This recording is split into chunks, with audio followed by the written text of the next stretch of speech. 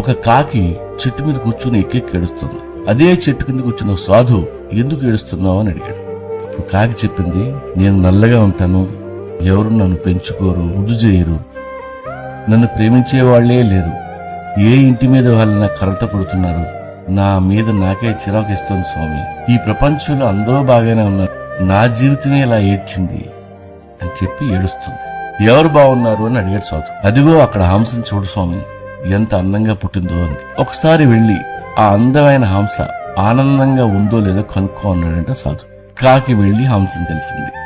అప్పుడు హంస అన్నది, నాది ఒక అందమైన తెల్ల సున్నం కొట్టి దేవుడు నన్ను ఇక్కడ పడేశాడు, ముగుడు చచ్చిన ముండలా ఎప్పుడూ ఈ కొలంలోనే తిరుగుతూ బతకాలి, ఆ మఖాం చూడు ఎంత అందంగా పుట్టిందో అని హంస ఏడ్చింది. సో పక్కోడి జీవితం మనకంటే బాగుందని అనుకుంటాం, డబ్బు ఉన్నోడు మనకంటే బాగా బతుకుతున్నాడని అనుకుంటాం. ఏం కాదు, ఇక్కడ అందరి జీవితాలు